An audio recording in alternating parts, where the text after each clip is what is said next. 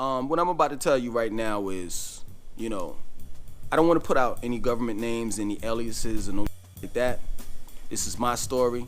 I'm not trying to disrespect anyone. I'm not trying to put anyone's business out there like that. I just want to tell my experience, what I went through as a Nuwaubian. I want to let you know that I do believe that not all bookstores were like my bookstore and I went through, but I can tell you that I have taught the other Nuwaubians and ex-Nuwaubians, and our stories are so similar. So similar. You see what I'm saying? So I don't want to disrespect anyone, but I'm gonna tell my story and I'm gonna be raw. So it's gonna be some cursing, it's gonna be this and that or whatever have you. So if you ain't into that, I suggest that you tune it off. Other than that, let's go. So I became a Nuwaubian in '93. I went to this HBCU college, and I saw a dude that had a table posted up right in front of the cafeteria, and he was, really just dropping knowledge. You know what I'm saying? And the shit that he spoke of, I never heard before. I never heard of the ancient Sumerians. I never heard of the Anunnakis and the Elohim and I knew the Most High. And the Egyptians and how the Egyptians are tied into the ancient Sumerians. I never heard about that shit. And then he started talking about spaceships and shams and planets, and it was just very intriguing coming from a young black man that had no father figure at home, that basically was searching for himself. At that point in time, I was reading books like Lo Behold, a Pale Horse, written by William Cooper, the autobiography of Malcolm X, the ISIS papers, all of the type of books where, you're trying to find yourself and you're trying to learn your culture and your history and all of that. So, it really caught me, so he was like, so where you from? And I told him what the city I was from, and he was like, yo, we just opened a bookstore down there. You should go down there and check it out. So I went down there and checked it out. When I walked in, I met a dude. I'm gonna call him the W. Now at that time, I was 21 years old. So he had to be 28, 29. I think he was like 7, 8 years older than me. So I looked at him as a brother, an older brother. You see what I'm saying? And I came in, and at that time they just transitioned. They just, the Nuwaubians, that is, they just took off the white garbs, and they had on their cowboy outfits. So they had on some cowboy boots. He had on the leather jacket with the ruffles that the cowboys be wearing. And did he have a cowboy hat on? I don't think he had a cowboy hat on. He had some glasses on. Just imagine a dude that looked like a cowboy with an afro, right? Either he had the afro or he had braids, cornrows. So he's talking all elegantly, hi brother, Rahu Bat brother, and this and that and so forth. And he got me in a trance, man. Like, he's dropping knowledge and he makes me feel so comfortable. Pause. Like, it ain't no gay comfortable. It's like comfortable, like, yo man, I really want to be a part of this shit. Look at this brother. This brother's shining, and he got knowledge, and I just adored the way that this man formulated his words. And I was like, man, I gotta be a part of it. If this organization is gonna turn me into him, I want to be a part of it. So, make a long story short, he was like, yo man, on Sundays we got classes 1 to 5. You should come through. So I came through. So week after week, I would slowly but surely buy the books and read them, and I would come to the classes, and the brother, the W, I'll call him, he really dropped knowledge. You know what I'm saying? He would be kicking it from like sometimes from 1 to 8 at night. You know what I'm saying? So one day I was walking somewhere and I seen the W on the payphone, and I wanted to say something to him, but it seemed like he was upset about something. So he like, yo, really going crazy, and I'm sitting here looking, but he can't see me. I'm sitting here looking, so I walked away, and I was like, yo man, it's something wrong with that dude. Like, it's something up. You know what I'm saying? Like, shit ain't right. But I didn't take my own advice to walk away. You know what I'm saying? So I eventually filled out the application to be a member. You know, they ask all these what's your blood type, how much money you got in the bank, your assets, all of that shit. That, you know, you're married, who's your mom, your father, all that extra personal information that I never understood why. You understand? So I turned in the application. The next week, I get, the call. Like, I'm a member. Now, guess what? I get to know the ins and outs of what it is to be a Nuwaubian. You see what I'm saying? I'm proud. I'm like, oh my God, right? So then, guess what? The elegant guy, the guy that talks so elegantly, the W, the one that was so passionate and sincere, he sat down and was like, look, this is how it goes.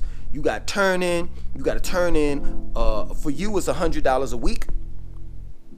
You got to pay part of the rent, the water, the light bill, and from 1 to 5 on Sundays, you need to be here. Every day you need to clock in. Every day you need to see us in the morning time before you go out and hustle. The W said, go see this other member over here. He gonna put you on. This other member, I call him Margot.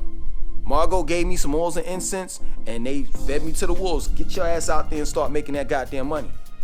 So I went out there, every day selling oils and incense, and it got real bad because of course you can't make money off no oils and incense. So guess what the W did? The W said, yo, listen, you can come work for me. So these the older members, older in age as well as prior to me being there, they sold bootleg movies and shit, and that was where the real money was at. They didn't put me onto that for some odd reason, right? I guess they thought I was gonna up or whatever. So he said, yo, you can come work for me. So he had a spot where he sold, bootleg movies, and he had a table set up. So I would go out there and I would sell the movies for him, and the money was pretty good. You know what I'm saying? But it got to the point where I was saying to myself, like, yo, I'm reading a doctrine. And I'm like, yo, man, how can I be a God? Because that's what the doctrine says. You are your own God. You are an Anunnaki, the Elohim. You see what I'm saying? And at that time, it was crazy because I walked away from religion. I walked away from Christianity. But in reality, I didn't walk away from Christianity nor religion. The only thing that I did was replace the names. So Anu became God. Sanunda, Tammuz, Yeshua became Jesus. And Dr. York became everything. Melchizedek, all of these names from Planet Risk, Man from Planet Risk, all of these names and titles and shit. So I was religious back then, and I was like, man, I gotta tell him, man, I don't feel like selling bootleg movies anymore, man. I want to do something else with my life. I want to be the God that I'm supposed to be. I want to be what the doctrine says, the one of the 144,000. So I got the courage to talk to him one day as he's dropping me off at the spot. I'm like, yo, man, I read the book, Am I God? And it said in Psalms 82 verse 6, I have said that ye are gods and children of the Most High. And my question to you, the W, how can I be a God if I'm working for you? And he did this, I'm not lying. He turned around like this.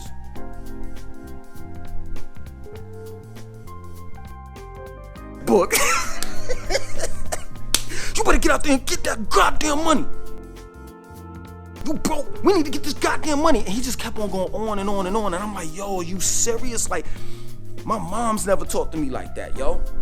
A nigga, the street never talked to me like that. But that's who he was. He was from Rikers Island. He from Jersey, this two sniff back in the days and shit. And he was just real live like that, without any alcohol, without any drugs. And he chewed me the fuck out.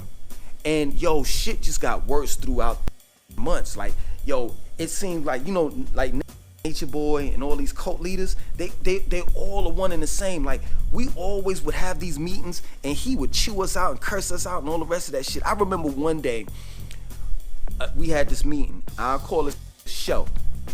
Show was like, yo, man, I'm not doing a good job as I should be doing. I know I should be doing better. And the W looked at him and said, you know what? you just said that. You know how I felt when you just said that? I felt like taking because he had a Range Rover. I felt like taking my Range Rover, hitting you with my Range Rover, putting it in reverse, and rolling over your head and seeing your eyeballs slowly pop out of your head. And I was like, holy shit. It was just crazy, man. We stayed broke. Show had a hole as he was teaching, classes on Sunday. He had a hole in his shoes. I remember one time I went and bought a jacket. That was a no-no. And it was just crazy. It was fucking ridiculous. Now, y'all want to hear the stripper part. The stripper part is, this W just loved to be in strip clubs all the time. He loved strippers. He loved whores. He loved prostitutes and all the rest of that shit, right? And he loved it for some odd reason for us to be involved. I remember some of the members, like including the W, they were gangbang chicks. Facts. I remember one time I went to the strip club with them, right? Now this is crazy. I went to the strip club. It used to happen like every Sunday. I didn't go all the time, right? But for some odd reason, it was required for us to go sometimes, right? So, this regular Sunday, 1 to 5, this teaching, he passionate, and the members are the people are looking at him like, oh my God, man, he's so wonderful. And I'm saying in the back of my mind, y'all just don't know what the we going through as Nuwaubians, because y'all ain't members. I wish I wasn't a member. I wish I was standing over there with y'all to sit down, right? So he's teaching 1 to 5, right? So we all go out and eat. Now, this is crazy. He takes us to eat seafood. Now, if anybody knows the doctrine, not the doctrines per se, but there was a hearsay around the Nuwaubian nation that if anybody doesn't like seafood, that they're reptilians, because reptilians wouldn't eat their own squid and shit like that, right? So we sitting at the table, and I don't like squid. It wasn't squid, it was clams. I don't like none of that shit. I like shrimp and fish like that, but I was just eating that shit just for the of it, so people won't say that I'm a reptilian. So we're eating and shit like that. Then next thing you know, we go to the club, right? We in the club, and this starts dancing with one of the broads, and we're like, go the W, and he getting hyped. So he's throwing money around and shit like that, and he's like, yo, Langston, you good? I'm like, yeah, I'm alright. He was like, yo, man, I could give you some money. You just give it back to me later. Now, taking heed, you can't borrow money from him, because he's just like any other mother. You borrow some money from him, next thing you know, you go in debt. Period. I was like, nah, that's alright, that's cool. So he was like, alright, man, I just I'll give you a couple of ones just to throw at the broads. I was like, nah. So, make a long story short, he's dancing with the broad. Next thing you know, he picks the broad up, right? And we're like, go W. He's like this. Right? So he picks the broad up, right? And he puts her on this kind of like, I don't know what it was. It was kind of like a table. And he pulls her panties down, and I was about to eat her pussy. And everybody stopped it. It was like, no, right? So we're about to leave, right? He gets this broad, and one of the members was like down with it, gang banging, right? He's like, yo, Langston, you in on it? I'm like, nah, man, I don't want no parts of it. We supposed to be saving souls. Here I go with this religious shit again. And I was like, we supposed to be saving souls. We do 144,000, this and that, so forth. He's like, yeah, man, whatever. But hey, listen, man, you ain't in on it. Could you at least tape it? He was like, could you at least videotape it? I'm like, nah, man, I ain't doing that shit. So then after that, a couple days later, this was like on a Friday, this happened. He picks me up from the spot, where I would sell a bootleg movies for him. He's like, yo, you want to come ride with me somewhere? So I'm sitting here saying, damn, I don't want to say yes, and I don't want to say no, because unpredictable, you know what I'm saying? Like, this nigga bleed just like any other chick every month. Like, he got his period, and he be going berserk. So I'm like, all right, man, I'll go with you. So we go to this hotel, and a broad comes out butt ass naked. And I'm sitting here like, it's 30 degrees outside. She's like, yo, you want some pussy? I'm like, nah, this It's out. He goes in the room. He hits that up. Comes back to me and gets in the car. He's like, yo, man, Langston, you. I'm like, nah, man, I'm good. He's like, all right, man, I'm about to go get me. I'm about to go get me some more pussy. Yo, I'm not making up. I'm not. Y'all think I am, but I'm not. This shit, and other members got stories just like mine. Like, it was like, I'm telling you, I'm not lying. Our bookstore, it wasn't about saving souls. It was about strip clubs and money. That's it. Period. I got way more stories to tell. A lot more. This is just the first one. And it gets real. You see what I'm saying? And can't nobody tell me my stories are fake. Nobody. And you can't tell me, oh, I'm just a new member. I've been down to the land a few times. I've been down to the land and actually seen Dr. York speak a few times. So you can't tell me I'm some young just sitting here lying. I got more stories. The saga continues. This is Confessions of a Nuwaubian, Ex-Nuwaubian that is.